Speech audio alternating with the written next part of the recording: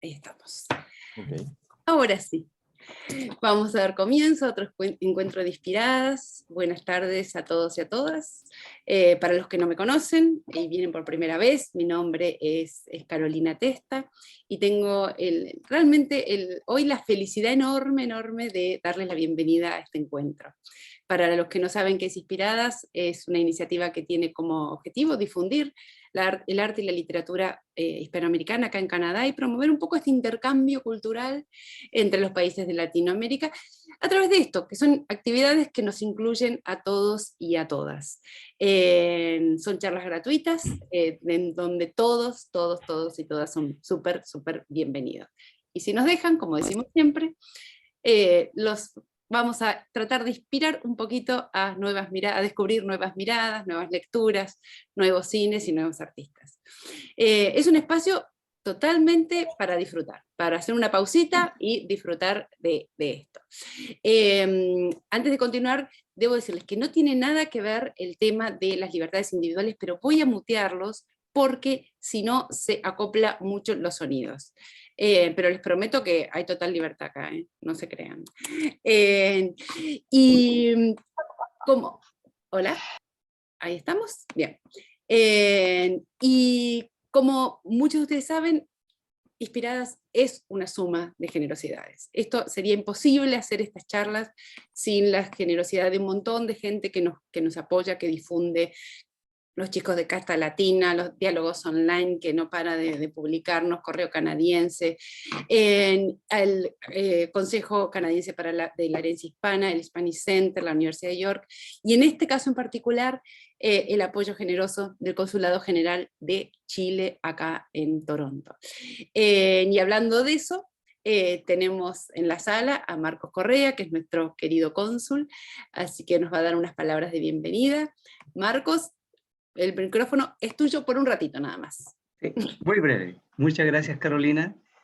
Buenas tardes a todos. Gracias por estar con nosotros. Quiero agradecer en primer lugar a Carolina que nos abre este espacio para la difusión de la cultura chilena, a Nadia y a Juan Fernando por estar presentes también desde el sur del mundo, con frío, pero con la generosidad de compartirnos su conocimiento, lo que ellos saben respecto a Pedro, nuestro Pedro. Voy a aprovechar brevemente también para decirles que probablemente esta va a ser mi última actividad cultural y quería hacerlo con Carolina. Yo estoy terminando mi puesto diplomático después de 5 años acá.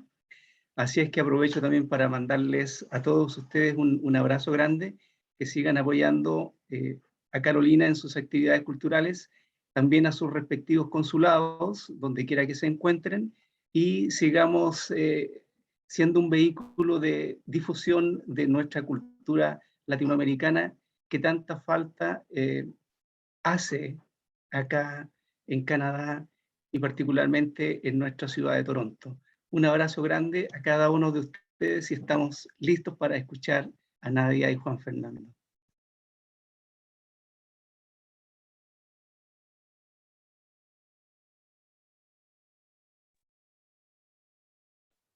Estás muteada, Caro.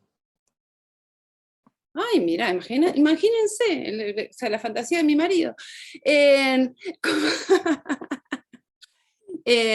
Y les decía que ha sido un placer trabajar con Marcos todos estos años, con muchísima generosidad y pudiendo difundir la cultura chilena acá, antes en forma presencial y ahora nos toca en este nuevo formato. Y ahora sí, vamos a arrancar. Yo estoy muy feliz de presentar este encuentro muy deseado desde hace mucho tiempo. Con Juan lo empezamos a pensar hace más de un año, y se dio ahora. Sospecho que en el momento que tenía que darse, no ni antes ni después. Y nos van a acompañar entonces Nadia Prado y Juan Fernando García. Para los que no lo conocen, que creo que son muy poquitos, Nadia estudió filosofía en la Universidad de Artes y Ciencias Sociales y literatura en la Universidad de Chile. Ha publicado los libros de poesía Simples Placeres, Carnal, Yo, Un origen donde podría sostenerse el curso de las aguas, Jaramagos, su última publicación, Animales Distantes, y copyright, que debo reconocer que lo compré en la Feria del Libro y soy súper, súper fan desde que me lo conseguí este último abril. Así que lo confieso. Y nuestro querido Juan, que es poeta, escritor, profesor universitario, nacido en Necochea, también en la playa. Así que hoy que andan muchos playeros por acá, publicó varios libros de poemas, La Arenita, Todo, Ramos Generales, Morón, sobre el Carapachay, Temporales, y su última publicación, Frente al Bosque de Pinos, porfi, vayan, corran a comprarlo, que es precioso. Es editor del proyecto editorial Muchos Libros Felices, junto a Fabián Bulleri. En 2003 estuvo acá, haciendo una residencia artística en Banff, y desde el 1995 dicta talleres de lectura y escritura en ámbitos oficiales y privados. Juan, la próxima no voy a decir la edad, desde qué año, porque sabes que ahí delata nuestra edad. Y yo lo sigo creo que desde esa época. Ha sido jurado de la premiación del género de poesía del Fondo Nacional de las Artes, y ha realizado colaboraciones sobre literatura, arte y arte que aparecen periódicamente en un montón de lugares. Desde 2020 nos acompaña en los recorridos literarios de Inspiradas, invitándonos a recorrer estos nuevos mundos a través de las letras latinoamericanas. Fue curador aparte en la última Feria del Libro de Buenos Aires, del espacio Diversidad Sexual y Cultura, Orgullo y Prejuicio. Ahora sí, chicos, Nadia, Juan, el micrófono es todo de ustedes y nosotros nos vamos a dedicar nada más que a disfrutar. Hola, hola. Hola, Nadia. Hola, hola, muchas Bueno, gracias. qué bueno. Muchas gracias a todos por estar y por la Gracias. invitación. Bueno, voy a empezar yo haciendo como un paneo por mi encuentro con Pedro, y después vamos a tener una conversación con Nadia y de su encuentro con Pedro Lemebel. Gracias, Caro, por supuesto, como siempre. Gracias a Marcos Correa y a todas esas instituciones que hacen posible que estemos acá y que nos encontremos con Nadia. Hoy es un día muy especial para Inspiradas, además, porque es la primera vez en la que comparto, podríamos decir, la exposición. Siempre me ha tocado ser el speaker solito, y entonces me parece que es un día muy especial, como dice Caro también, porque tengo la posibilidad de compartir este lugar con una amiga poeta a la que admiro mucho, además del cariño. Eso es la suerte que tiene la poesía, es que tengamos ese puente Santiago-Buenos Aires hace tantos años. Acá hay muchos amigos y amigas también de la poesía. Digo, eso es lo que nos permite también compartir estos espacios. Y además, cuando este año Inspiradas amplió podríamos decir, su programa a la literatura hispanoamericana, volvimos a pensar en Pedro Lemebel en este contexto del mes del orgullo. Posiblemente él se reiría con esta ubicación en este mes, de alguna manera le parecería como un poco, que entraría por otro lado, pero creo que, por supuesto que sabemos por qué Pedro excede ese lugar, pero bueno, para nosotros es un homenaje y también una presentación. Acá va a haber gente que seguramente lo leyó, posiblemente haya gente que también lo conoció, o quienes nunca lo leyeron. Entonces, un poco la idea de Inspiradas, que estas charlas, es mostrar de una lectura o un acercamiento a una obra muy, muy amplia, ¿no? Creo que en ese amplio espectro de la vida de Pedro, que no hace solo a la literatura, que es un poco el eje de nuestras charlas, porque también es un artista, un performer, un cronista, un novelista, todo eso entra en esa figura tan importante y hoy insoslayable que es Pedro Lemebel diría yo, en Latinoamérica, en todo Latinoamérica. Y más allá de mi amor por la obra de Pedro Lemebel, que ahora voy a contar un poco el trayecto, me parece que está buenísimo poder escuchar a una protagonista de aquellos días en que el arte y la política estaban imbricados para resistir la dictadura de Pinochet.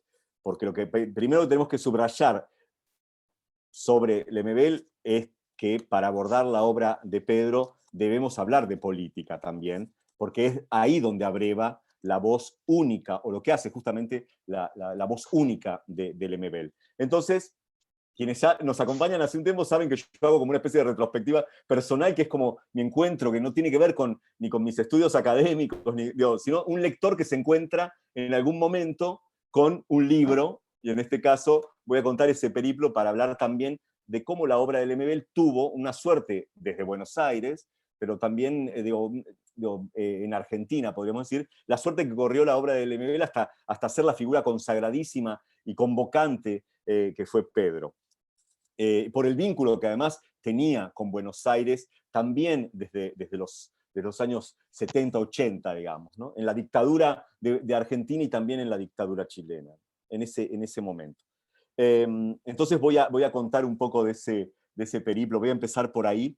Yo creo que podríamos establecer el desembarco de la obra de Pedro Lemebel a fines de los 90, la edición española de Loco Afán, que no es su primer libro, podríamos decir que es su tercer libro, aunque es su segundo libro de crónicas, con un subtítulo contundente. Loco Afán tiene como subtítulo Crónicas de Sidario, crónicas alrededor del SIDA. Ahí estaba el género, como yo pensaba como en las obras de Puig, ¿no? Que uno abre Boquitas Pintadas y dice folletín, bueno, acá dice Loco Afán, Crónicas de Sidario. O sea, el género está establecido en ese subtítulo, ¿no? Y en esa edición, que es la edición española, no chilena, de Loco Afán, aparecía esta foto, que ya la vamos a volver a ver, que son estas dos Fridas, que esto forma parte del patrimonio cultural, artístico y cultural chileno y por supuesto latinoamericano. Esta foto de estas dos Fridas, y que para alguien que desconocía a Pedro Lemebel, el crédito decía el nombre de la obra y también que era una performance de Yeguas del Apocalipsis, Galería Bucci, 1990. Estoy hablando de este libro a fines de los 90. Y en la contratapa, la foto de Pedro por Paz Errázuriz. Alguien que conozca algo de fotografía latinoamericana sabe el lugar de Paz Errázuriz en el canon de la fotografía y del retrato contemporáneo, ¿no? Bueno, eran esos datos que yo tenía nada más para entrar en esta obra, y la curiosidad y el encuentro con una voz disruptiva, indudablemente. Para mí fue como, diría, un golpe certero. Digamos, tenemos una larga tradición de la crónica en Latinoamérica y Pedro venía a decir otra cosa en este libro. Y también en la dedicatoria, una serie de dedicatorias, algunos nombres menos conocidos, además de los familiares, y aparece el nombre de Néstor Perlonguer. Entonces ahí yo haría como una parte, ya que estamos en el mes del orgullo, Perlonguer es una figura no solo en la historia literaria argentina, en la historia de la poesía argentina, también como antropólogo, alguien que se dedicó a trabajar la prostitución masculina en San Pablo, sino que también fue uno de los fundadores del Frente de Liberación Homosexual en la década del 70. Por lo tanto, nada mejor que evocarlo también a Perlonguer, y una figura que Lemebel evocó varias veces. Si pensamos en el giro barroco de Lemebel, hay abreva ahí en las lecturas un poco más crípticas, pero barroco al fin, de Néstor Perlonguer. Entonces también vaya un homenaje a uno de nuestros más grandes poetas, creo yo, y también que fue, hablando de estas crónicas de Loco Afán, que son las crónicas del SIDA, el primer ensayo sobre el SIDA que aparece en Buenos Aires lo escribe Perlonguer, que en el año 92, estamos en los 30 años de la muerte de Perlonguer, que muere por el SIDA y es el primero que escribe un ensayo, muere por los efectos del VIH, pero es el primero que escribe un libro sobre el SIDA en la Argentina, ¿no? Ese libro se convirtió en mi libro favorito, este Loco Afán.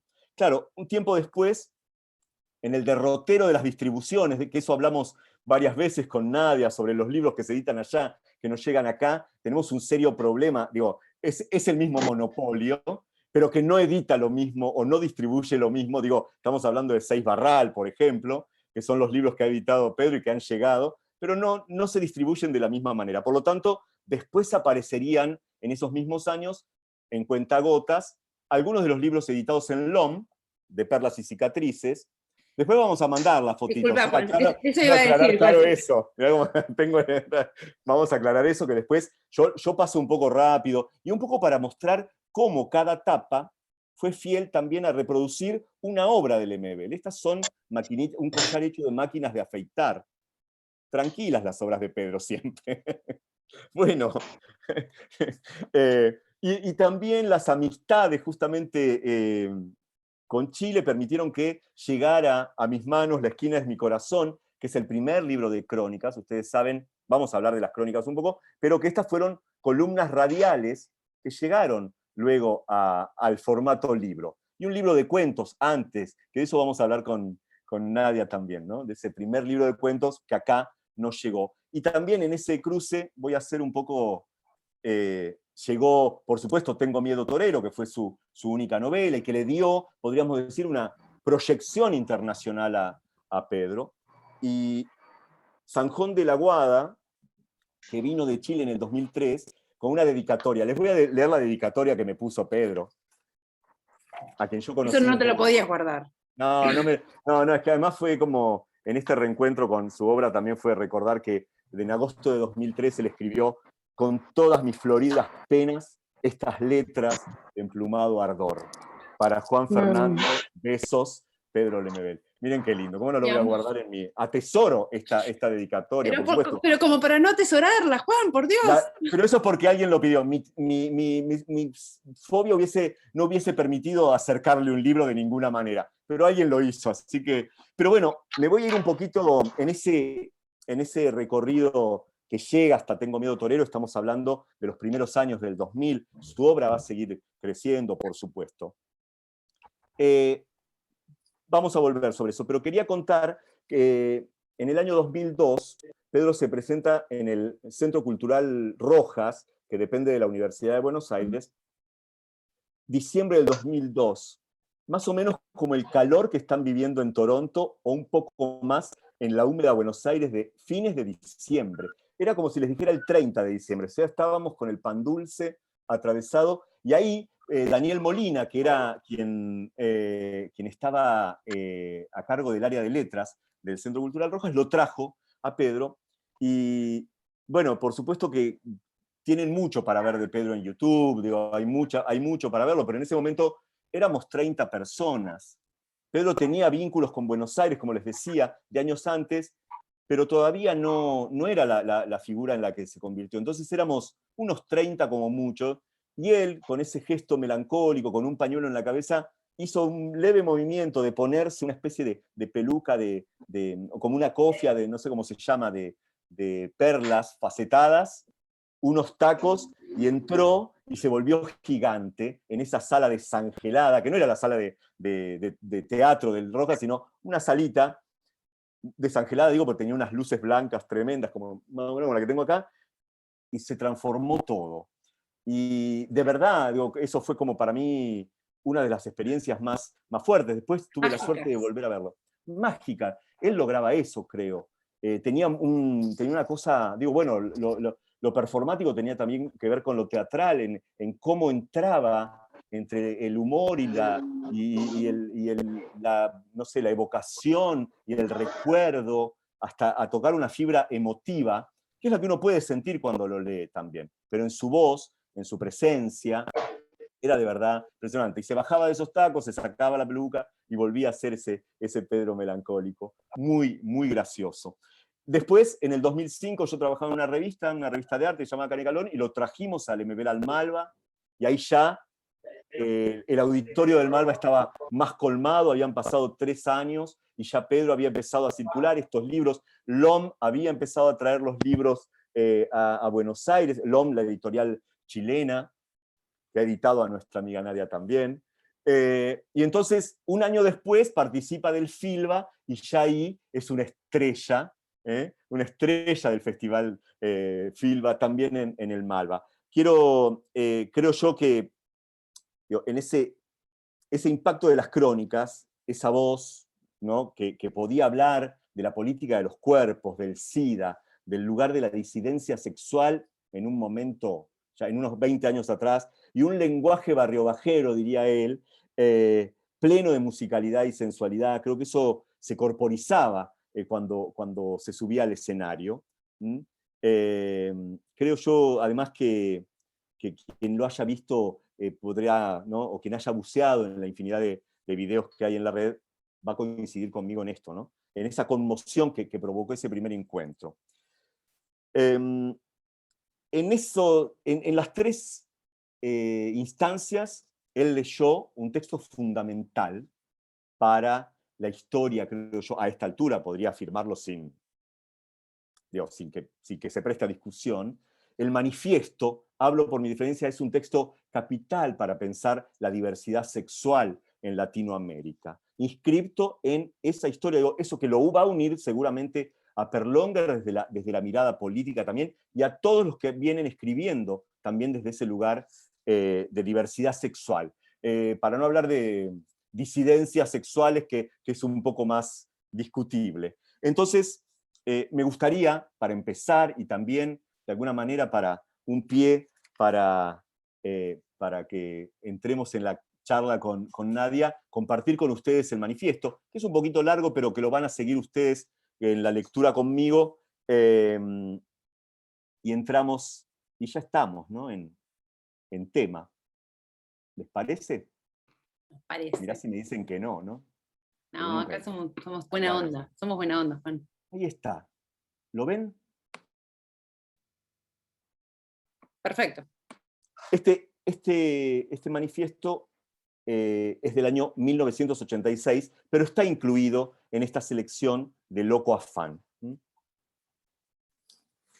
No soy Pasolini pidiendo explicaciones, no soy Ginsberg expulsado de Cuba, no soy un marica disfrazado de poeta, no necesito disfraz, aquí está mi cara, hablo por mi diferencia, defiendo lo que soy y no soy tan raro, me apesta la injusticia y sospecho de esta cueca democrática, pero no me hable del proletariado, porque ser pobre y maricón es peor. Hay que ser ácido para soportarlo, es darle un rodeo a los machitos de la esquina, es un padre que te odia porque al hijo se le dobla la patita, es tener una madre de manos tajeadas por el cloro, envejecidas de limpieza, acunándote de enfermo, por malas costumbres, por mala suerte, como la dictadura, peor que la dictadura porque la dictadura pasa y viene la democracia y detrásito el socialismo. Y entonces, ¿qué harán con nosotros, compañero? ¿Nos amarrarán de las trenzas en fardos con destino a un sidario cubano? ¿Nos meterán en algún tren de ninguna parte, como en el barco del general Ibáñez, donde aprendimos a nadar, pero ninguno llegó a la costa? Por eso Valparaíso apagó sus luces rojas. Por eso las casas de Caramba le brindaron una lágrima negra a los colizas comidos por las jaivas, ese año que la Comisión de Derechos Humanos no recuerda. Por eso, compañero, le pregunto, ¿existe aún el tren siberiano de la propaganda reaccionaria? Ese tren que pasa por sus pupilas cuando mi voz se pone demasiado dulce. ¿Y usted qué hará con ese recuerdo de niños, pajeándonos y otras cosas en las vacaciones de Cartagena? ¿El futuro será en blanco y negro? ¿El tiempo en noche y día laboral sin ambigüedades? ¿No habrá un maricón en alguna esquina desequilibrando el futuro de su hombre nuevo? ¿Van a dejarnos bordar de pájaros las banderas de la patria libre? El fusil se lo dejo a usted, que tiene la sangre fría, y no es miedo. El miedo se me fue pasando de atajar cuchillos en los sótanos sexuales donde anduve, y no se sienta agredido si le hablo de estas cosas y le miro el bulto. No soy hipócrita. ¿Acaso las tetas de una mujer no lo hacen bajar la vista? ¿No cree usted que solos en la sierra algo se nos iba a ocurrir? Aunque después me odie por corromper su moral revolucionaria, ¿tiene miedo que se homosexualice la vida? Y no hablo de meterlo y sacarlo y sacarlo y meterlo solamente. Hablo de ternura, compañero. Usted no sabe cómo cuesta encontrar el amor en estas condiciones. Usted no sabe qué es cargar con esta lepra. La gente guarda las distancias, la gente comprende y dice, es marica, pero escribe bien. Es marica, pero es buen amigo, súper buena onda. Yo no soy buena onda. Yo acepto al mundo sin pedirle esa buena onda, pero igual se ríen. Tengo cicatrices de risas en la espalda. usted cree que pienso con el poto y que al primer parrillazo de la CNI lo iba a soltar todo. No sabe que la hombría nunca la aprendí en los cuarteles. Mi hombría me la enseñó la noche, detrás de un poste. Esa hombría de la que usted se jacta, se la metieron en el regimiento. Un milico asesino, de esos que aún están en el poder. Mi hombría no la recibí del partido porque me rechazaron con risitas muchas veces. Mi hombría la aprendí participando en la dura de esos años y se rieron de mi voz amariconada, gritando, y va a caer, y va a caer. Y aunque usted grita como hombre, no ha conseguido que se vaya. Mi hombría fue la mordaza, no fue ir al estadio y agarrarme a combos por el Colo-Colo. El fútbol es otra homosexualidad tapada, como el box, la política y el vino. Mi hombría fue morderme las burlas, comer rabia para no matar a todo el mundo. Mi hombría es aceptarme diferente. Ser cobarde es mucho más duro. Yo no pongo la otra mejilla, pongo el culo, compañero, y esa es mi venganza. Mi hombría espera paciente que los machos se hagan viejos, porque a esta altura del partido la izquierda tranza su culo lacio en el Parlamento. Mi hombría fue difícil, por eso a este tren no me subo, sin saber a dónde va. Yo no voy a cambiar por el marxismo, que me rechazó tantas veces, no necesito cambiar, soy más subversivo que usted, no voy a cambiar solamente porque los pobres y los ricos, a otro perro con ese hueso. Tampoco porque el capitalismo es injusto. En Nueva York los maricas se besan en la calle, pero esa parte se la dejo a usted que tanto le interesa. Que la revolución no se pudra del todo. A usted le doy este mensaje y no es por mí.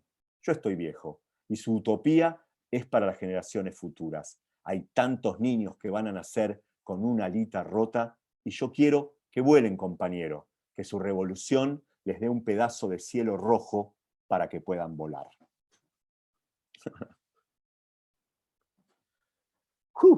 ¡Wow! ¡Wow! Bueno, esto es un manifiesto, ¿no? Es un manifiesto. Este es un texto leído en un acto de la izquierda en el año 1986. Bravo, bravo, bravo, bravo. 1986. Y entonces ahí vamos a viajar con Nadia a esos años 80.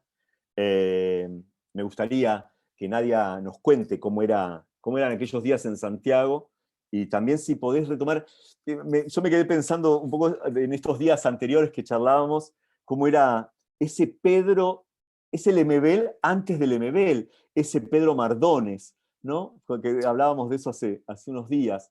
Nadia. Hola, bueno, muchas gracias por la invitación y muchas gracias por la conversación. Y bueno, qué bonito escuchar tu relato, ¿no? De cómo conociste a Pedro. Hay muchas cosas, claro, que no recordaba, que se me vienen a la cabeza ahora. Yo tengo esta edición de Loco Fan, la primera, la de Long, con la foto de, bueno, que esa es una de sus acciones de arte, ¿no? Con la foto de Pedro Marinello ahí, de las palomitas y los pajaritos. Bueno, yo creo que todos los nombres o enunciados y toda la monstruosidad semántica que nos hace pensar alrededor de la figura fundamental de Pedro en Chile y en América Latina, y todo lo que ese universo insignificante en expansión que aparece con Pedro, ¿no? De esta lengua neobarroca o neobarrosa, si uno piensa en el Perlonger, en el Perlonger de ustedes. Pero claro, también, o uno podría pensar también en un concepto que acuñó la crítica Soledad Bianchi para hablar específicamente del Pedro, que ella habla del neobarrocho, ¿no? Que tiene que ver con un vocablo que inventa, que se fundía con el término neobarroco y con las últimas letras de nuestro río Mapocho, nuestro río sucio que cruza todo Santiago, y el río Mapocho. Pero claro, ahora yo voy a hacer algo aquí que no que yo no hago, ¿no? Pero, o sea, que no había hecho, porque como Pedro murió hace 7 años ya, la verdad es que no había hablado nunca de él. Había que dejar pasar, ¿no? había que hacer los duelos, además muchos escritores murieron ese año, 2015, como 7 amigos, era demasiado, entonces no me había atrevido. Pero yo debo hacer una aclaración, ¿no? Que a Fernanda Carvajal, que lleva con Alejandro Lafuente, un compatriota de usted, el archivo de la yegua del Apocalipsis, se la dije en una conversación informal que después no terminé, quedé de volver a hablar con ella, pero no terminé. Pero el manifiesto Hablo por mi diferencia no fue leído por primera vez en ese acto político de la izquierda en septiembre del 86. Pero en todas partes sale esa información. En la edición sale, claro, sí. Mira. Claro, pero me acordé, hay un texto de Raúl Muñoz, que participaba de un grupo de acciones de arte que teníamos en ese tiempo, que dice, ¿no? Pedro Lemebel, Mardones ayer. Ese texto, claro, había sido leído antes en justamente este grupo que teníamos con Pedro Mardones, que se llamaba En Otra. Y ese grupo que teníamos con Pedro Mardones, cuando él todavía no deja el nombre del padre y usa el nombre de su madre, tiene, bueno, este grupo En Otra que teníamos con Pedro hacía lecturas, ¿no? Era un grupo de erupción poética que se llamaba En Otra y que era un modismo que ustedes también parece que usan, ¿no? Y ese grupo Como hacía... estar en otra. En Otra, Estar claro. en otra. Estar en Otra. Lo escribíamos juntos, pero era lo mismo. Y hacía cierta introducción en algunos espacios, pero tampoco, al igual que las yeguas, no sabía muy bien en ese tiempo que se trataba de performance, ¿no? Sino que tenía que ver con actos de rebeldía, con desobediencia civil, denuncia, en años que era muy difícil, ¿no? Lo que estábamos viviendo. Y bueno, ahí poníamos en práctica una amplia gama de técnicas de protesta y movilización que incluían texto, cuerpo, irrupciones. Y Pedro, claro, desde este analfabetismo performático que teníamos todos, pero él participaba de ese grupo, y en una de esas lecturas, me acuerdo bien, donde además la hacíamos en la Sociedad de Escritores de Chile con algunos motivos, uno era el circo, por ejemplo, Pedro leía ese texto disfrazado de mago, y lo sacaba de un sombrero de mago, y sacaba, de ahí, por ejemplo, leía en ese tiempo mucho el cuento El Wilson, ella entró por la ventana del baño, todos los que vienen en Incontables, que fue la primera publicación de Pedro, que son los cuentos, fue la única publicación de cuentos que tiene, y ahí también leía el manifiesto, en esas lecturas. Y claro, después el manifiesto era potentísimo, ¿no? Tenía una potencia que al oírlo también era muy impactante, y después ya leía casi siempre el manifiesto. Después ya lo leyó en otros lados, en ese acto, en un montón de lugares, pero esa fue la primera vez, yo creo, sí. Cuando además ninguno tenía libro, Claro. No existíamos como... Antes del 86, por lo menos. Que antes del 86. Es la fecha que eligen como fijar ese acto. Claro. Bueno, el acto sí seguramente sería en el 86. Puede ser muy pegadito, quizás después lo leyó en el acto, pero sí recuerdo que en una de esas lecturas él leía estos cuentos de Incontable y leía, bueno, la primera edición de Incontable la hace la escritora Pía Barros, un sobre con trípticos impresos en papel craft, donde están los 7 cuentos de Pedro con ilustraciones de gráficos de la época, todo antidictadura, y después una reedición que se regaló, pero que salió rápidamente de circulación por las presiones familiares, pero esa es más o menos la historia del manifiesto, ¿no? Pero él ya venía en esos cuentos, en Los Incontables, con esa carga, ¿no? Está bueno el título, además de Incontables, ¿no? Con su reminiscencia. ¿Tenés para mostrarlo? Bueno, Incontables era porque, como dice Pía Barros, que los seleccionaba, eran como 13 textos, pero no se podían meter todos en el sobre que venía, no cabían. Y además había unos mejores que otros, y Pía hace la selección, y Pía le pone el nombre, además, Incontables, que no se puede contar de número y lo que no se puede contar de cuento casi, ¿no? Podría jugar claro, que juega con esa... Y porque Pedro escribe en Los Incontables, dice Pía Barros, con quien somos amigas hace 40 años, ¿no? Lo que no se debía. Pedro escribía lo que no se debía. Entonces, por No ejemplo, sé. en Lo Incontable están Bramadero, El Camión de la Guardia, Monseñor, ¿no? O sea, hay un relato ahí de acoso policial, narrado desde el punto de vista de un indigente. El segundo habla de una madre a quien le asesinan a su hijo y que después hace un atentado contra los militares, ¿no? También hay otro que involucra a Monseñor, se llama esto, todo antes de todas las denuncias en contra de los abusos en la iglesia, ¿no? Sí, acá lo tengo, es la primera edición esta. Ah, mira, Hermoso. lindo el sobre. ¿Y cómo lo distribuía? ¿Cómo lo distribuía, Nadia? ¿O cómo lo repartían o lo vendían? Precioso. Se vendía, pero en realidad se regalaba, se repartía, ¿no? Y me acabo de dar cuenta hoy día cuando lo buscaba para mostrártelo, que tienen unos pequeños numeritos ahí atrás. Ah, 1, ella entró por la ventana del baño. 2, este otro, Nochebuena para Santa, Bramadero, me encanta. Espinosa, etcétera, etcétera. Es hermoso. Claro, ¿Las ilustraciones de quién eran? las ilustraciones eran de gráficos que en ese momento también trabajaban en un montón de medios distintos, todos antidictadura. Luis Albornoz, Rufino Hernán Venegas, Patricio Andrade, Mena, Guillermo Bastía, Gustavo Vistilo, todos los gráficos que trabajaban en Ergosum, en la editorial que había fundado Pía Barro.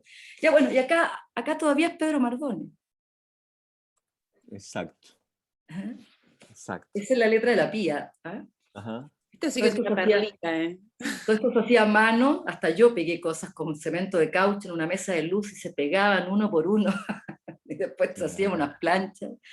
Y bueno, justamente después salió, Los Incontables salieron como en 6 Barral, ¿no? En Planeta.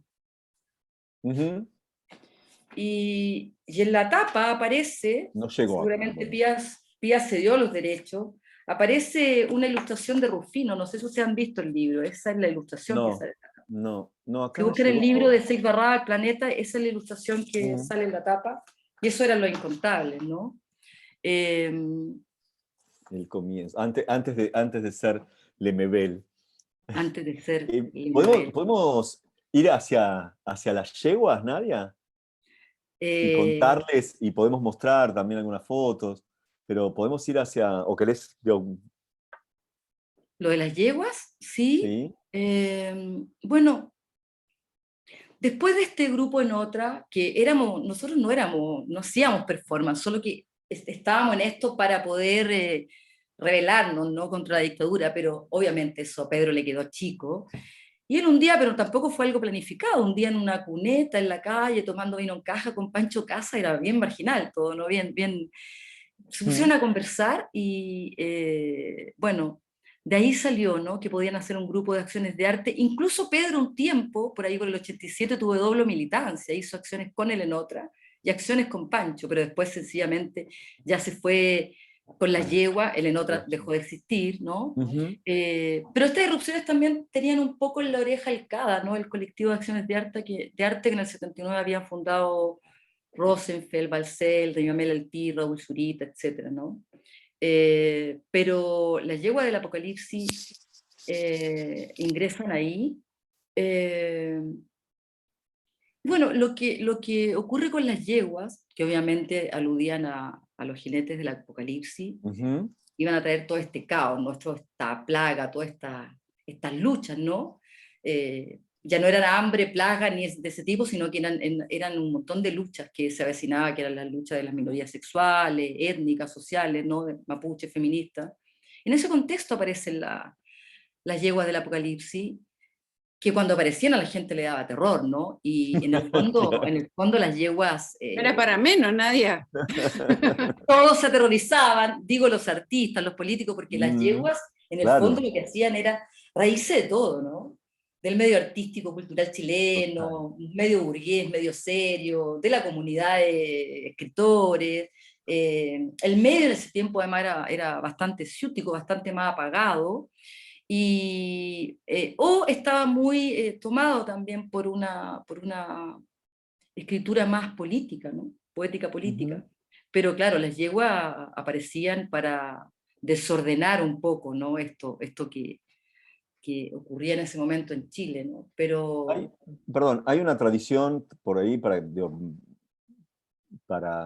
pensar el arte latinoamericano, una tradición de la performance mucho más arraigada en Chile que en la Argentina, por ejemplo. Ni hablar en la misma época, pero digo, hay algo que es como más, sí, más afín al arte, a la historia del arte chileno, y bueno, digo, y en ese sentido también la irrupción de un grupo, bueno, de este dúo, pero que además sumaban gente, ¿no? Era eso, como las intervenciones eran ellos dos solos o... Claro, alguna vez Pancho Casa dijo, pero las yeguas éramos muchos más que Pedro y yo. Ah, Era porque mucha gente se sumaba a las acciones de arte, a ayudar, a colaborar, a participar, ¿no? Carmen Berenguer, Nelly ujú. Richard, Diana Tit, Raquel Olea, Gloria Camiroaga, Margarita Pizano, mucha gente se sumaba a ayudarle a las yeguas, ¿no? Ahora, claro, en ese tiempo las acciones de arte eran muy acotadas, era muy poquita gente, Mm. estábamos en plena dictadura, Perdón, no... perdón, Nadia, quiero hacer una mención, porque por ahí tenemos un público muy amplio. Todos estos nombres de estas escritoras que mencionó son todas primerísimas figuras de la literatura y de la cultura chilena, digo, ¿no? Porque pasaron algunos nombres por ahí, pero digo, algunos más reconocibles que otros, pero son todas primerísimas, que te incluye, Claro, por es supuesto, muy Nadia, ¿eh? simpático como nadie tira todos los nombres como si tú dices, no, Juancito que No, vino por los eso, por otros eso. días a No, no, no, casa, pero yo, por y eso de hago esa repente aclaración, larga pero por eso, Carmen. ¿sí? Carmen Berenguer, le digo eso, quería hacer esa Claro, aclaración bueno, para nuestro público. todas las escritoras que en ese momento no eran conocidas ni Eran famosas, muy ¿no? jóvenes. Ahora sí. Pero claro, Pedro estuvo en el Enotra, después pasó a las yeguas, pero también Pedro entre medio hizo algunas acciones de arte solo, ¿no? Solo. Por ejemplo, esa emblemática en el Hospital del Trabajador, en la ex comuna de San Miguel, que era ahora actual Pedro Aguirre Cerda, que era un hospital que se había empezado a construir en el gobierno de Frei, pero que en el gobierno de la Unidad Popular no se terminó de construir, ¿no? Llegaron los militares, etcétera, etcétera. Pero de todas las performances, yo creo que las yeguas hicieron más de 20 performances, ¿no? Pero yo creo que de todas las performances, para mí las más emblemáticas, yo creo que son las que se acercan más a esta idea, por ejemplo, de lo que habla la Peggy Phelan, ¿no? Sino que la idea de esa performance que está en el presente, que no puede grabarse, documentarse, ¿no? Eh, Ujú. en que una vez que se hace y después se graba, se vuelve otra cosa distinta. Entonces, yo Total. creo que las más emblemáticas son para mí, por supuesto, la del año 88 en la Universidad de Chile, en el campus La Encina, que se llama Refundación de la Universidad de Chile, donde aparecen las yeguas en el caballo, ¿no? Desnudos en el caballo. Eh, Había una toma en la Universidad de Chile, estábamos en plena dictadura militar, y las yeguas, Pancho y Pedro desnudos, y al lado iba Carolina Jerez tocando la flauta, Carmen Berenguer con las riendas de la yegua por una parte, y yo en otra parte con las yeguas en esa ¿Puedo acción. mostrar Sí, esas fotos? claro, ¿Puedo mostrar claro. esa imagen? Vamos a Sí. mostrar a ver si, igual, espero que no me falle, no la técnica, sino mi limitación. Vamos a mostrar a ver si podemos ver ahí el PowerPoint. ¿Se ve? Se ve perfecto, Juancito. ¿Perfecto? Qué Sí, bueno. y Bueno, la podés poner en pantalla grande, si no, no, es que eso es lo que no no te podía. preocupes. Eso es lo que no podía. Pero se Em, ve. No, igual, mientras miraba y Perdón. la escuchaba a Nadia, pensaba, digo, esto que hoy por ahí nos puede resultar, las performances, qué sé yo, algo mucho más cercano, pensándolo en décadas atrás, o sea, que suceda Sí, esto en una Chile sí, o sea, es muy sí, en el fuerte, medio de ¿no? en el medio de la Era, dictadura, ¿no? era, real, era realmente una provocación como herramienta de denuncia política muy fuerte. Claro, era en plena dictadura, con la universidad tomada, y había que hacerla y arrancar, había que dispersarse rápidamente, no era... Claro, claro, claro, claro. Y Bueno, por eso ahí, hay tan ahí, pocas fotos, yo creo que esas son las únicas ujú, fotos que hay, no hay video, y esa ahí para mí es una de las está. más emblemáticas. Luego, quizás otra para mí fundamental e inolvidable, una que hace las yeguas en el Teatro Cariola en el año 89, Ujú. que se llama ¿De qué se ríe presidente? Y esa Bueno, performance para mí es muy fundamental porque era un acto, ¿no?, que había sido impulsado, organizado por artistas, ¿no?, que proclamaban a Patricio Elwin como candidato presidencial para diciembre del 89, ¿no?, después de la dictadura y después del ajá, plebiscito. Y claro, y en ese contexto todos los debates que tenían que ver con la transición democrática, las yeguas del apocalipsis en el fondo van al teatro con la consigna homosexual, a un espacio político muy conservador, y intervienen en el acto, rompen el acto, ¿no?, quedaron todos los políticos ahí un poco tomados y Desorientados. desorientados, y ellos despliegan un lienzo con la consigna homosexuales por el cambio. Y bueno, ahí se produjo la batahola, ¿no? En ese ujú, tiempo era más homofóbico el mundo que hoy, ¿no? ujú, No estaba bien visto eso, claro, claro. y mucha discriminación, etc. Y otra performance también que yo recuerdo mucho fue el 89 también, que se llama La Conquista de América. Esa Sí. Voy performance a se seguir hizo igual, en ahí está. Esto, La Conquista de la América. comisión. Ujú, Esa mm, performance fue impresionante porque es una performance que hacen las yeguas en el Día voy de a ir la Raza, un mostrando. 12 de octubre. ¿Ah? Exacto. No, voy mostrando para que vean Ya, el el 12 de mapa. octubre.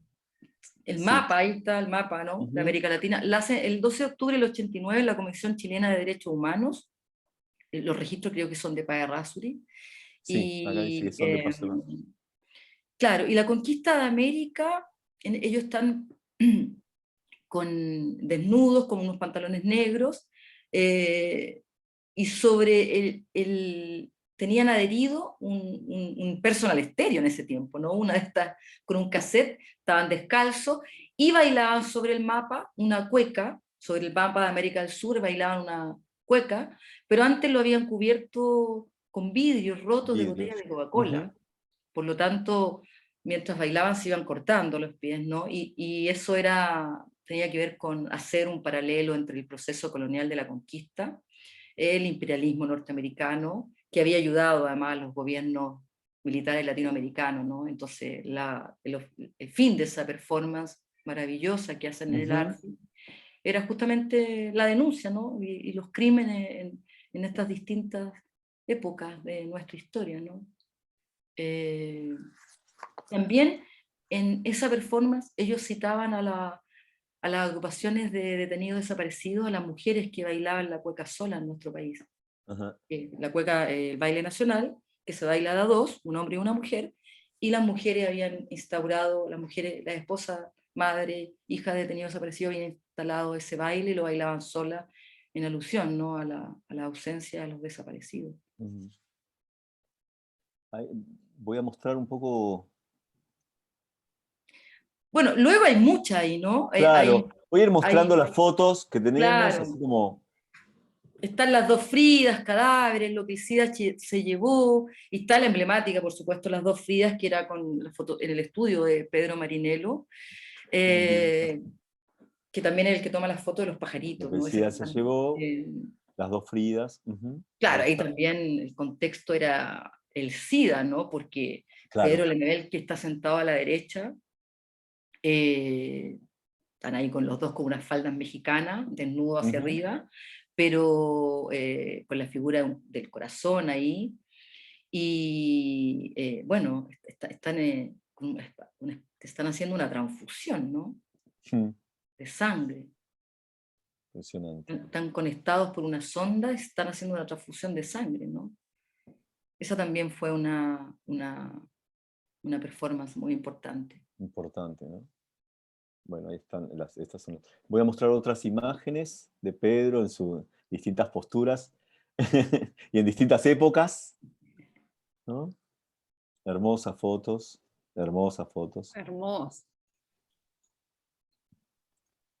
Bueno, esta es una imagen, ¿no?, Qué fuerte. importante, ¿no?, con estas jeringas con sangre también, tienen que ver con el SIDA, ¿no? Con esto viaja a Nueva York, ¿no?, a una marcha del orgullo, ¿no?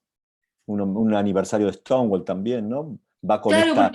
porque va con esta- Pedro, bueno, tiene justamente en el libro Loco Afán que tú mencionaste, Sí, tiene una crónica, se llama Crónica de Nueva York, sí, el bar sí. Stonewall, Ujú, y él hace un homenaje en el fondo, ¿no? claro. Mm, Stonewall en 69, ¿no? Donde ahí se reúnen, 69. Ujú. que es como nuestro Mayo 68 rosa, marica, ¿no? Claro, Nuestro Mayo totalmente. 68 marica. Totalmente, Pero él totalmente. escribe ese texto y está en esa crónica, en Loco Ujú. Afán, sí, justamente. Perdón ahí. Em, bueno, ahí quería mostrar esas, no sé si la pudieron ver a la jovencísima Nadia Prado con el caballo. Ahí estamos. Claro, es 88, ¿no? Esa acción, 88. agosto del 88. Hemos hablado de edades, no hemos hablado de edades. Jovencísima, Nosotros, 24, saliendo de la adolescencia. Nadia, nosotros 20 acá en Inspiradas solo acumulamos juventudes. Nosotros no Exacto. tenemos... Ahí 34 está. años atrás, 24 años atrás. 34 años atrás, sí, 34 años atrás. Hmm. El 88, ¿no? En agosto, en ese contexto, como les decía, de la toma de la Ujú. Universidad de Chile por los estudiantes, ¿no? En plena dictadura militar. eh, pero bueno. Pero a propósito de lo que dice Caro, de la edad, ¿no? Yo ahí soy yursenariana, soy yo, ¿no? O sea, no pienso tanto en la vejez, no, tampoco creo que la edad sea un criterio. Como decía la Totalmente. Yursenar, no me siento vieja, ¿no? Y que la edad cambia. Cuando Ujú. estoy cansada dice tengo 10 siglos, en los momentos de trabajo tengo 40, en el jardín con el perro tengo 4 años, ¿no? Puedo tener todas las edades. Total, claro. Voy a dejar de compartir pantalla ahí.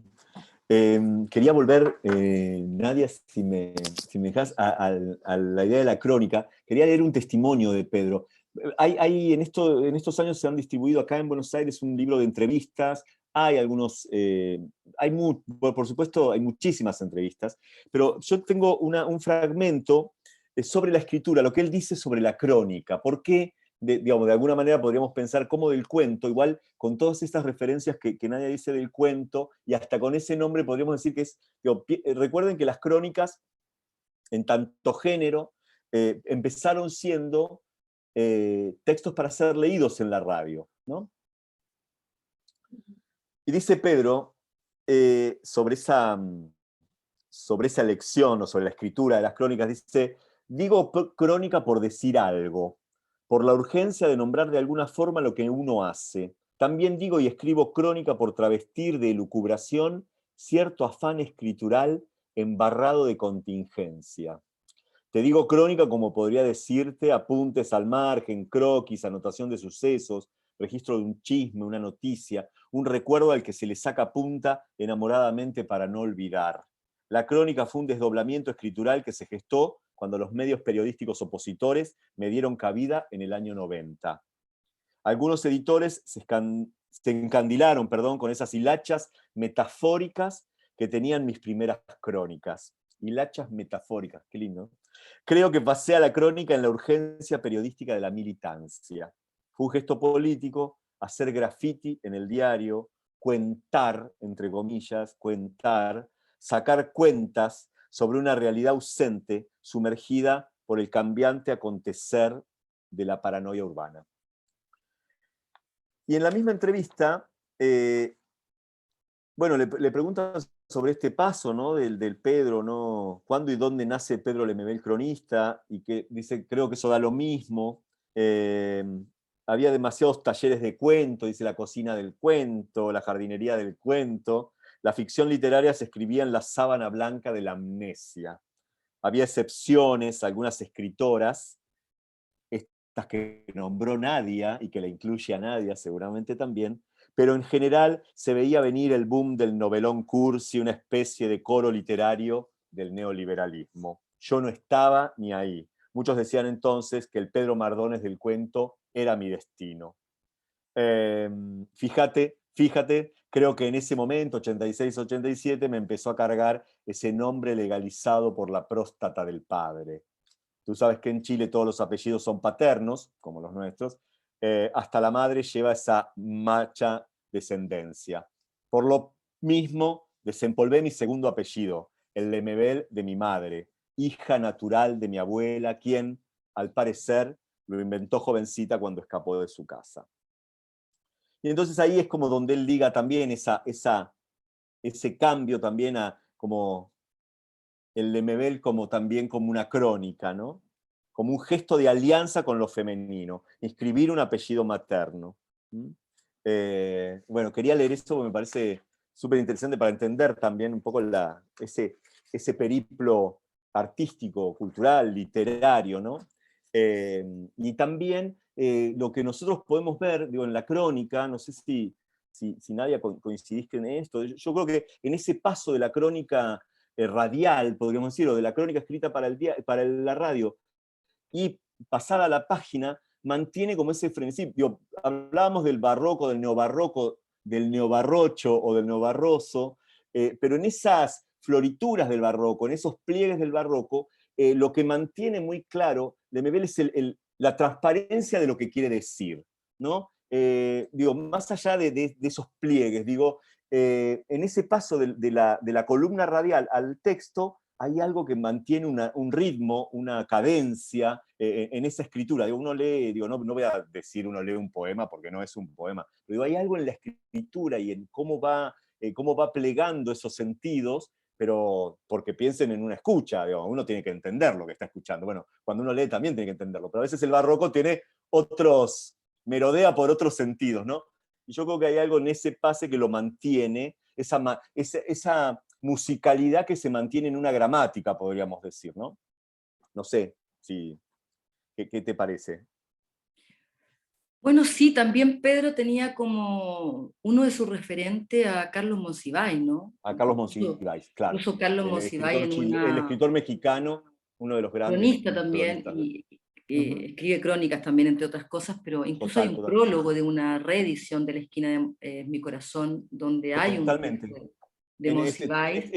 Esta edición tiene el prólogo de Monsiváis. Sí. Claro, pues ninguna de las otras la tiene, que esta es la primera de Cuarto Propio y esta es la segunda de Cuarto Propio.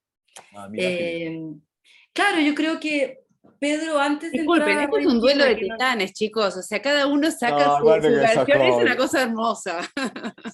Son como naipes, estamos como en el truco. Claro, el truco, como del sombrero de Pedro, ¿no? En esas lecturas. Como el sombrero de Pedro. Sí, justamente, y yo menciono a Monsiváis porque, bueno, para Monsiváis justamente la crónica es literatura bajo la prisa, o como dice Villoro, literatura bajo presión. Y yo creo que, como había dicho también Pía Barros, a Pedro le quedó chico el cuento, ¿no? Entonces, la crónica le permitía ingresar más, ¿no? A mezclar la ficción y la no ficción, tiene la novela, tiene la poesía, tiene el perfil del diario del testimonio, ¿no? Como bien dice Villoro, es el ornitorrinco de la prosa, ¿no? Toda esa hibridez le permite a Pedro entrar en contacto más directo con la experiencia y con la realidad, ¿no? Es decir, justamente porque es un género híbrido que es la aleación de muchos géneros, y le permitía a él también, en esta amalgama, combinación, en esta mezcla, poder llevar al papel las crónicas que él leía en la Radio Tierra, pero además en muchos diarios donde él escribió, ¿no? En revistas como, por ejemplo, Página Abierta, Punto Final, o en el diario La Nación, donde en la contraportada del diario al final hacía Ojo de Loca no se equivoca, ¿no? Pero claro, los libros iban haciendo estos relatos, nuestras crónicas urbanas, en la que aparecía la ciudad con sus suburbios, sus arrabales, su extramuros. Entonces, eso también le permitía poder construir todos estos personajes que no eran personajes, sino también eran sujetos con los que convivía, ¿no? Todo este Claro.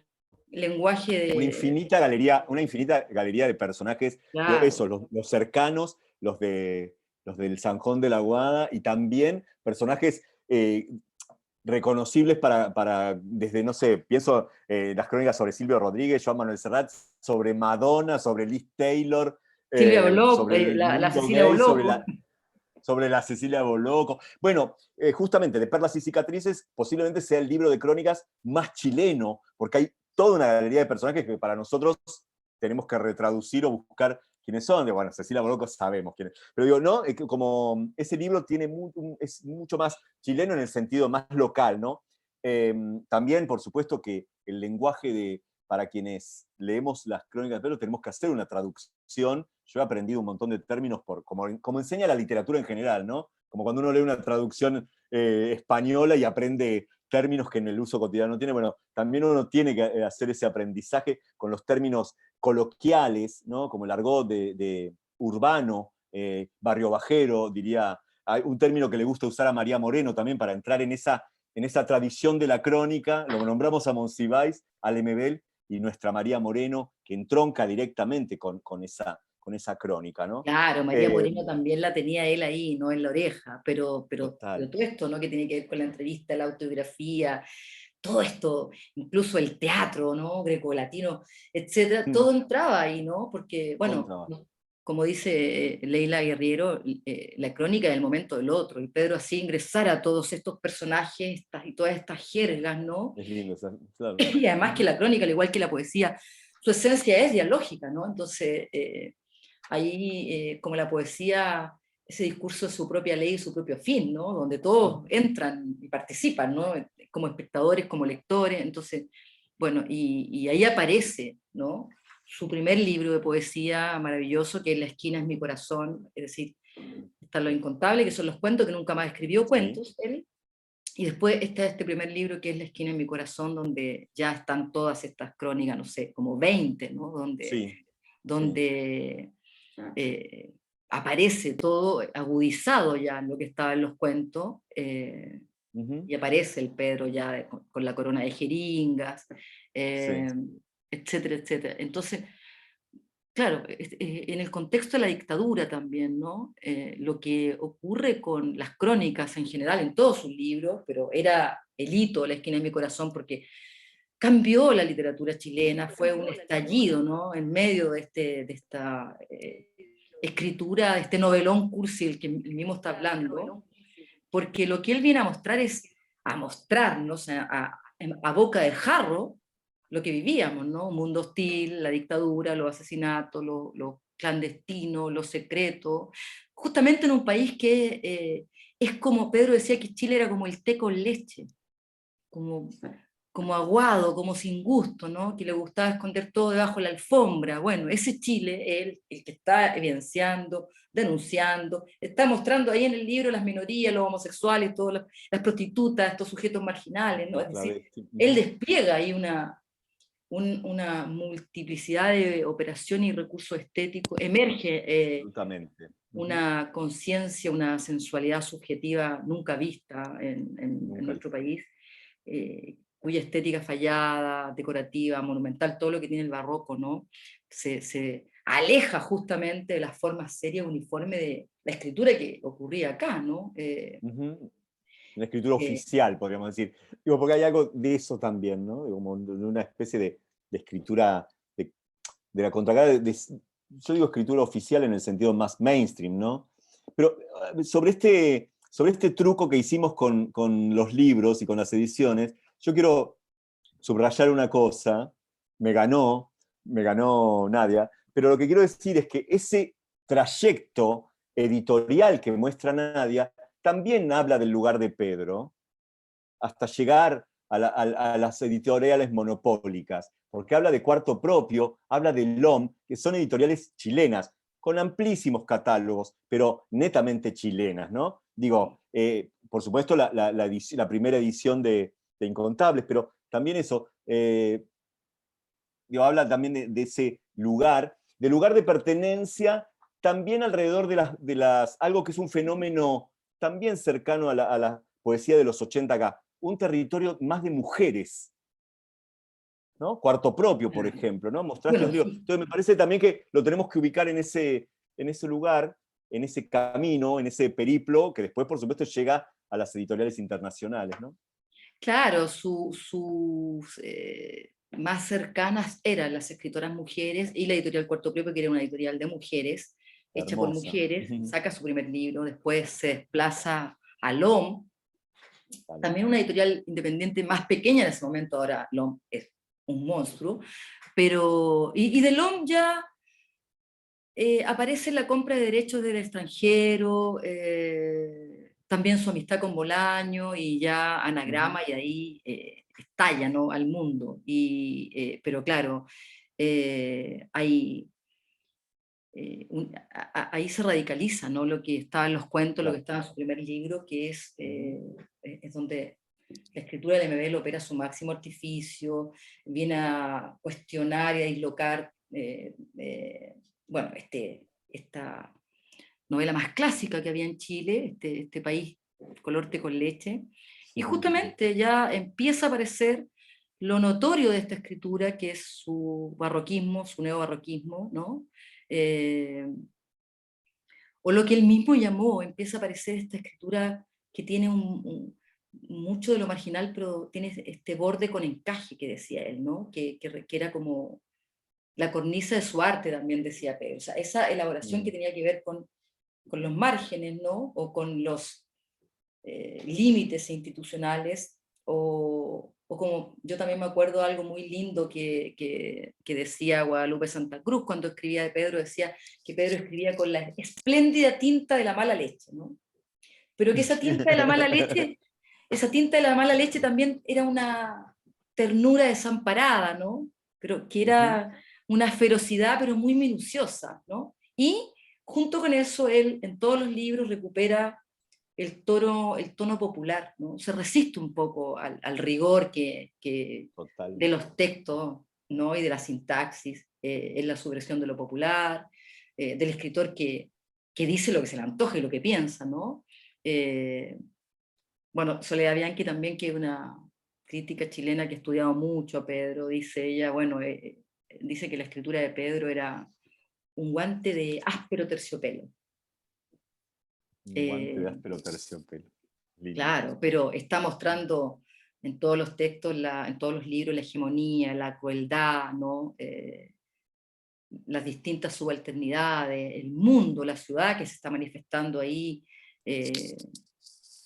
sobre todo mostrando las prácticas de continua violencia en nuestro país hacia ciertos sujetos, ¿no?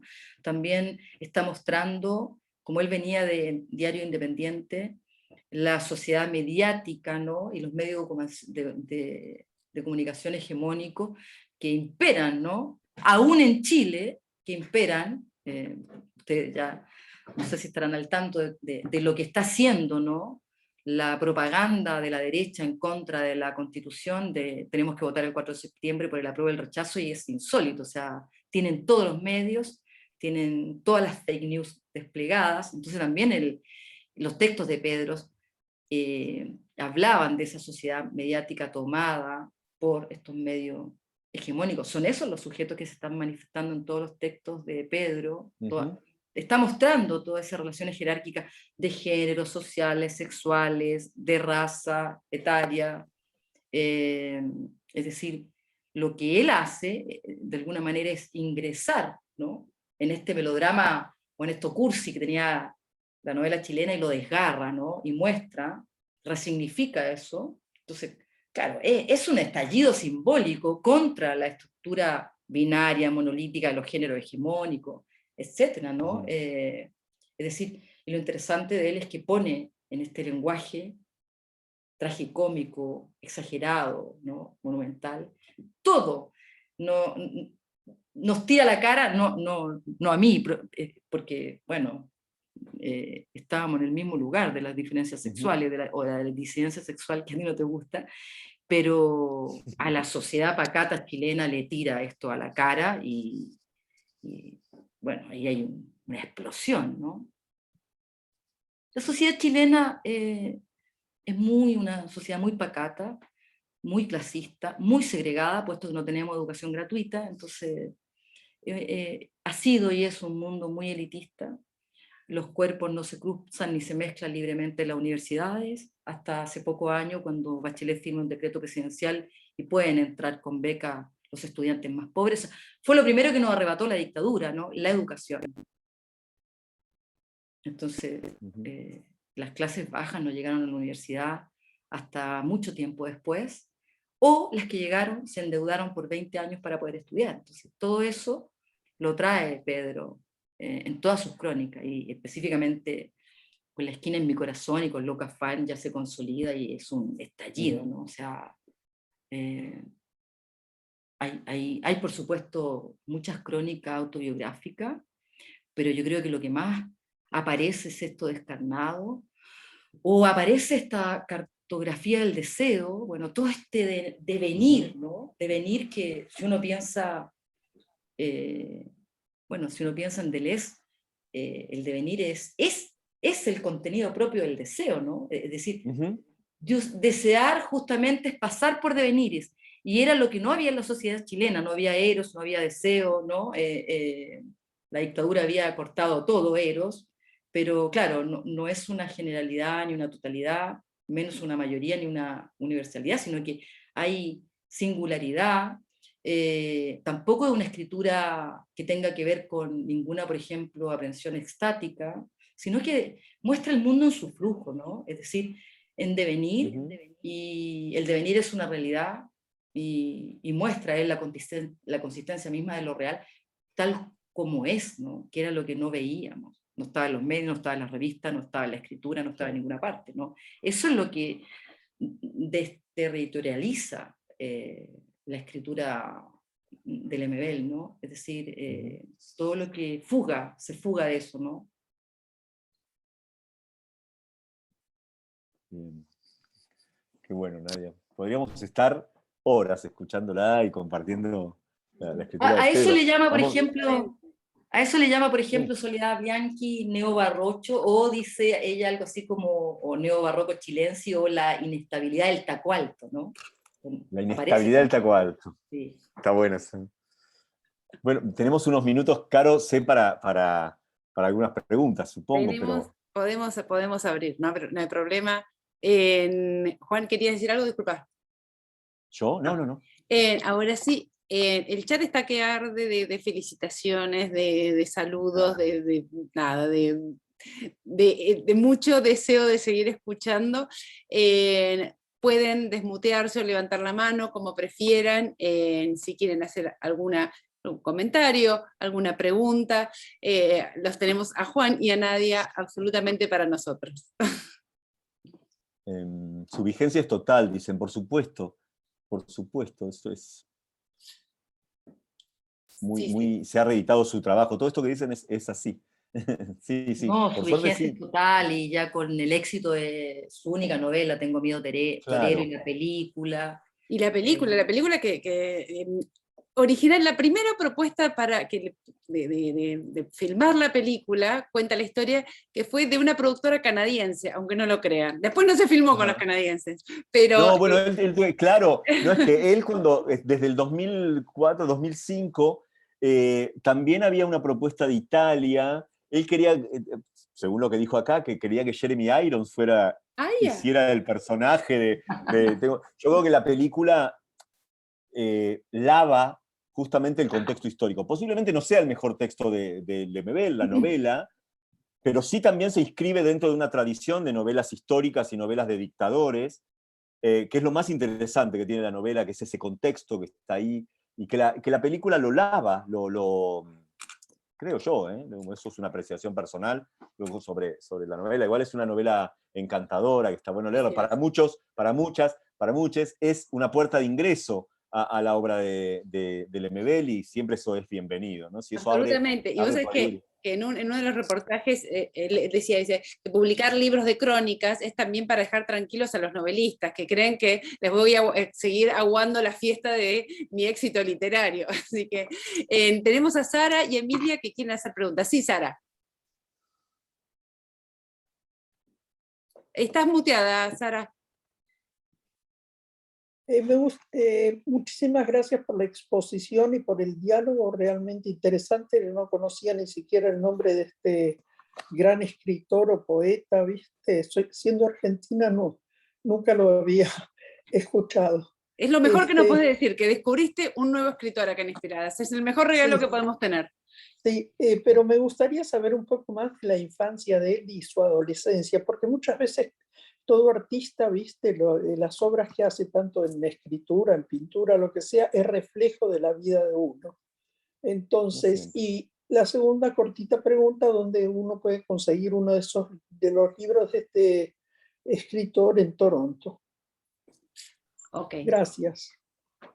Yo no sabría, digo, esto un poco lo que fuimos hablando, digo, su clase social era de una familia baja, lo mismo que leí, digamos, un hijo de una madre natural, digamos, digo, ese es creo que sí, que podríamos pensar que esa es la base, pero digo, eso es creo que en definitiva es una anécdota, digo, para lo que despliega en su obra, ¿no? No sé, Nadia, si podés decir algo más sobre... Sí, Pedro venía de una familia de clase muy baja. Él nació en un barrio pobre de Chile, en una zona que se llamaba San Juan de la Guada, y después él, que era un campamento, ¿no? Y después se traslada con su familia a San Miguel, porque este barrio marginal de Santiago a orillas del San Juan de la Guada, que es un cauce natural, un canal de riego que desemboca en el río Mapocho. También creo que él vivió en La Legua, es todo lo que me acuerdo de las conversaciones, ¿no? En La Legua, pero ya en la década del 60, él se muda con su familia a un conjunto de viviendas sociales en esta comuna que se llama San Miguel. Tengo entendido que el papá de Pedro era panadero y la mamá dueña de casa, ¿no? Y también lo que sé que Pedro estudió, por supuesto, en un liceo industrial en la década del 70, y también creo que estudió en la Universidad de Chile y él se tituló de profesor de artes plásticas, pero por supuesto que era muy difícil conseguir trabajo como profesor de artes plásticas, sobre todo a un escritor homosexual. Pero trabajaba en algunos liceos, alcanzó a trabajar en algunos liceos también periféricos de Santiago, donde fue despedido justamente por No sabemos ser por qué. claro, y ahí dejó de ejercer la docencia. Yo creo que eso fue en los años 83 más o menos, y ahí se dedicó completamente a escribir y a hacer trabajos bueno, vendía cosas, ¿no? En las ferias artesanales, pero sí, él viene de la clase baja chilena. Muchísimas gracias, Nadia. Emilia, después está Alma, después está Cristian. Todos con preguntas. Y después tenemos las del chat. Bueno, lo voy a hacer cortito porque somos muchos. Esta cuestión de las políticas de distribución editorial de los grandes conglomerados españoles ha afectado la obra de muchos escritores. Me gustaría que ustedes evalúen, bueno, ya algo dijeron, el impacto que esto ha tenido, en qué periodo de la producción de Lemebel, y si ha habido una tarea de restauración, que es lo que se está haciendo con algunos escritores argentinos que sufrieron la misma, exiliados sobre todo, que fueron totalmente aislados del público nativo, digamos, ¿no? O sea que no sé si ustedes han estudiado esta cuestión y si tienen algún poco más de información.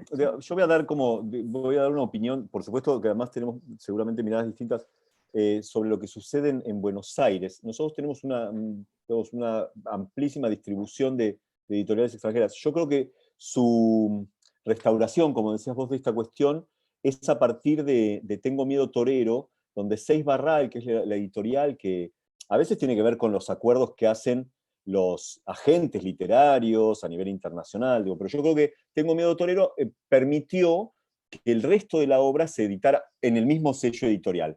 Y Tengo Miedo Torero es del año 2001, 2002, o sea, unos años después, y hoy están todas las obras de Lemebel reeditadas.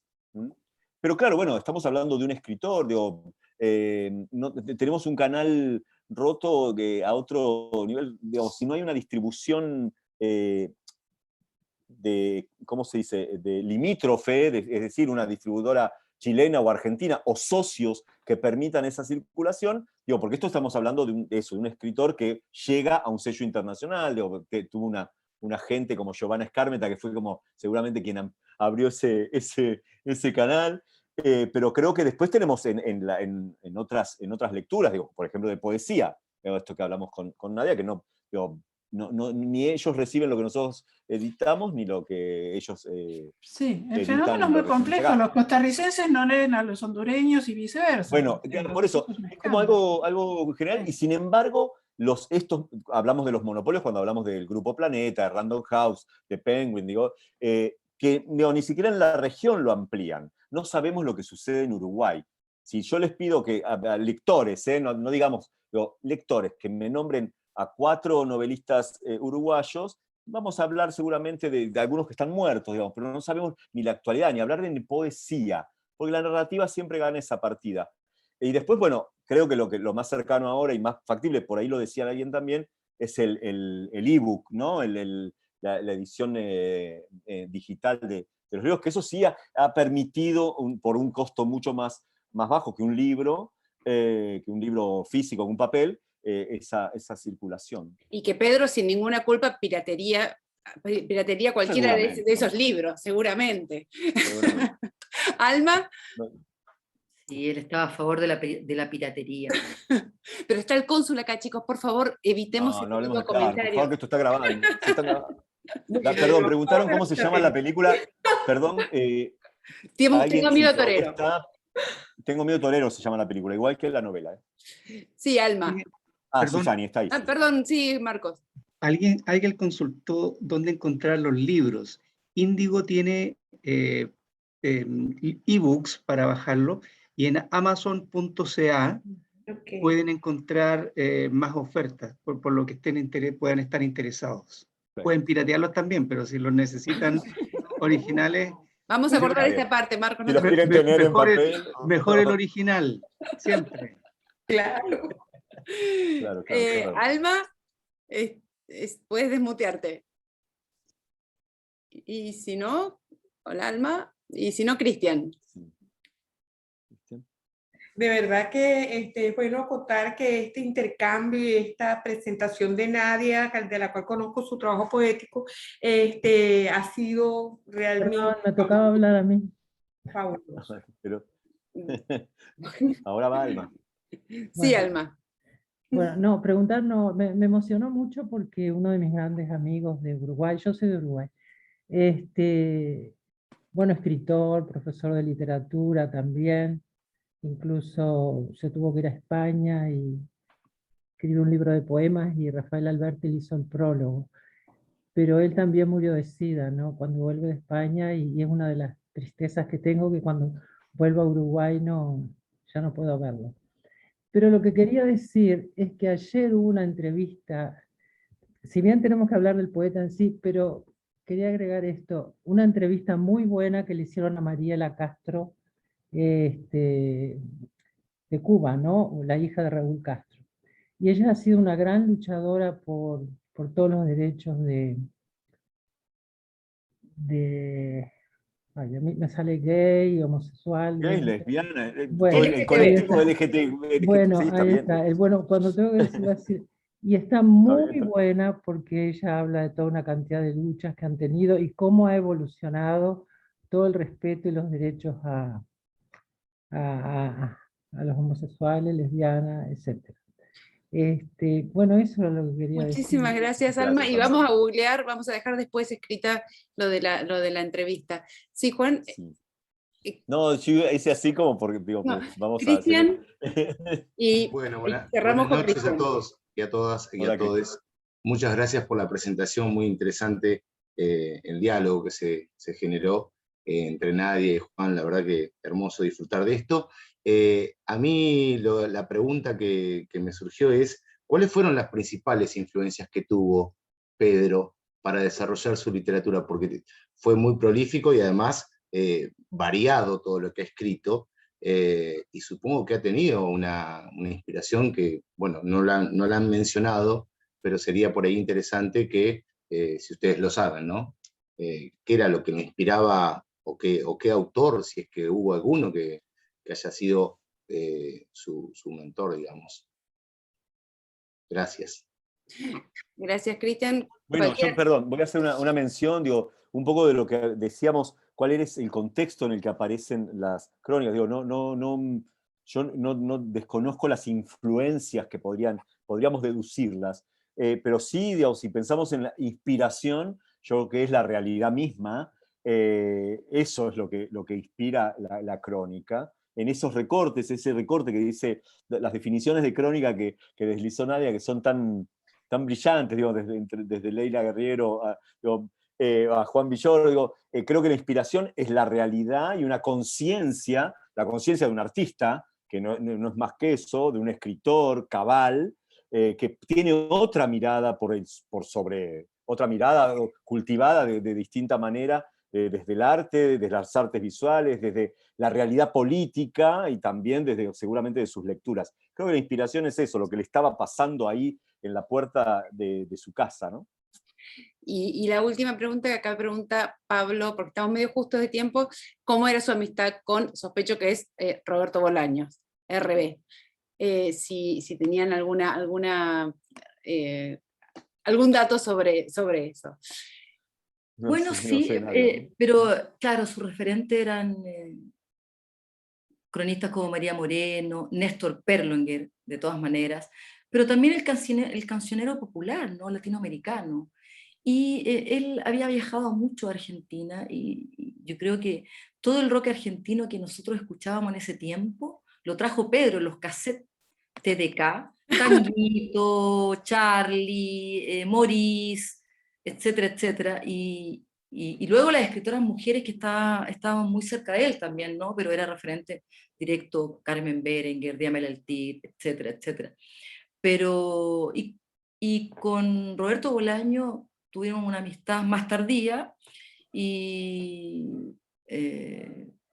pero yo creo que, claro, ahí hubo una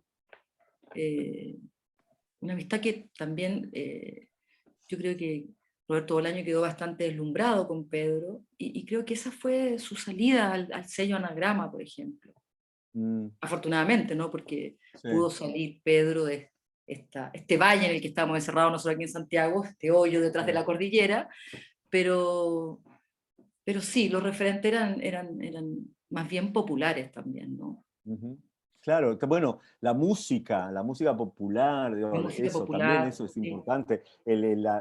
Sí, claro, los consumos culturales más populares, ¿no? Bueno, yo agradezco a todos los que en el chat han puesto cosas. Monique, que contó su trayecto en los 80 con Mitominas, y nombró a un montón de artistas ahí importantísimos para nuestra historia cultural, también de la diversidad sexual. Yo, antes de irnos, porque va a ser un cierre más abrupto, quiero mencionar que Nadia también va a mencionar algo, pero yo quiero mostrar el último libro que sí se editó en la Argentina. No se distribuye los libros chilenos, pero sí este libro editado en Argentina, que es el poema Acecha en los intervalos, tres ensayos sobre poesía. ¿Qué tengo que decir? No solo, lúcidos sería solo un adjetivo. Nadia Prado, estos tres ensayos hermosos en Salta el Pez, una editorial joven, pujante, que edita lo mejor de la poesía argentina. Bueno, quería mencionar eso, Nadia, perdón. Bueno, yo quiero decir algo que me alucinó hace como un mes atrás, y yo creo que fue el poeta Raúl Muñoz, el que dice, Pedro Mardones ayer, Pedro Lemebel hoy, que en YouTube hay la lectura de Pedro del Wilson del año 87. Se escucha muy mal, pero cuando la escuché nunca pensé que Raúl tenía ese cassette que era de las recitales que hacíamos, y está allá en la web esa lectura de él, que es otra voz, se escucha un poco mal, no con el ruido ambiente, está grabado directo con la casetera, pero si quieren escucharlo, ahí está, Pedro en el 87, esa voz en el 87.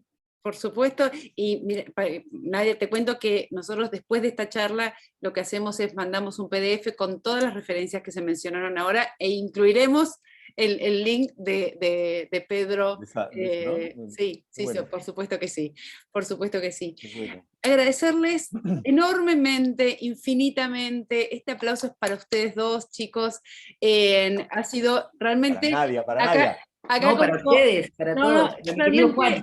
Una fiesta para nosotros, terminar nuestro año literario así, nada, solo palabras de agradecimiento a todos y a todas los que nos han acompañado hasta ahora, una vez más, gracias. Ahora viene la parte de avisos parroquiales, que es un poquito más pesada, que ya sabemos, pero dos cosas. Una es que el último encuentro de Inspiradas va a ser sobre crítica de cine, vamos a estar charlando con Roger Cosa, el crítico de cine, y el director boliviano Daniel Mondaca, porque acá le damos lugar a todos los países de Latinoamérica, nadie se queda fuera, y van a poder acceder al link para ver la película Chaco con anterioridad a todos los que se registren. Lamentamos realmente a todos los que han tenido alguna dificultad para conectarse hoy, pero también decir que entre las partes pesadas, que no los hemos molestado hasta ahora en un año y medio, pero en breve vamos a mandar una pequeña encuestita para tener el registro de cómo vamos con las charlas y etcétera. No nos maten con las conexiones de internet, les pedimos por favor, porque después, pero la verdad que agradecemos a todos y a cada uno, la generosidad, la calidez, y como dirá Pedro también, la ternura con la cual es imposible hacer esto. Nadia, de corazón, gracias. Sabes que a mí me ha emocionado muchísimo tenerte acá, Juan lo sabe, vos lo sabés, y nada, el chat está que arde de felicitaciones y cosas lindas. Así que esperamos tenerlos muy pronto, nuevamente por este ciberespacio que nos ha unido de una manera muy rara, en tiempos muy difíciles, y la poesía y las lecturas nos han salvado, de la mano de nuestro amado Juan también, y como yo digo al leer, que la vida es corta y la pandemia fue muy larga. Gracias una vez más, Marcos, por estar con nosotros, de corazón, los abrazo a todos y a cada uno. ¿Qué diría Pedro si estuviera escribiendo hoy? Lo pensé muchas veces. De la constituyente, de estallido, de todo. ¿Qué diría Pedro? Lo mejor que nos ha pasado. Tendríamos que tener un Zoom de 6 horas. Total. Pero estaría muy, sospecho que estaría muy feliz de estar riéndose con nosotros, de nosotros y junto a nosotros en este momento. Estaríamos muy felices leyendo lo que estuviera escribiendo. Absolutamente. También, ¿no? Tendría mucho para decir también, no se crea. Muchas gracias, Marco, Caro, Juan y a todos que han venido a escuchar. Yo encantada, feliz. De corazón, gracias. Gracias, hasta la próxima. Beso. Buki. Chao, Buki. Acabo de verla. Acabo de ver gente, además, pues no muevo. Lo vi a Lua, pasa ahí, pero... Claro, pero... Haría una crónica de este encuentro, dice Susani. Puede ser, que Pedro haría una crónica de este encuentro. No sé de nosotros. Total. También saludos de Bogotá para todos. Gracias, Gracias, muchas de corazón a todos. Gracias. Y a cada uno. Muchas gracias. Gracias, Ana. Mil gracias a todos. Gracias, muchas gracias. Gracias. Chao, gracias. Saludos. Gracias, Juanfer y Nadia, un inmenso Chau, placer guache. este encuentro. Gracias, Caro, también, y a Inspirades. Un placer. Gracias por acompañarnos, realmente es un honor, es una alegría que todos nos acompañen. No se quieren ir. Les vamos a apagar las luces. A mí me da mucha vergüenza cortarlos, pero yo les apago las luces. Adiós. Bueno, chao. Qué lindo.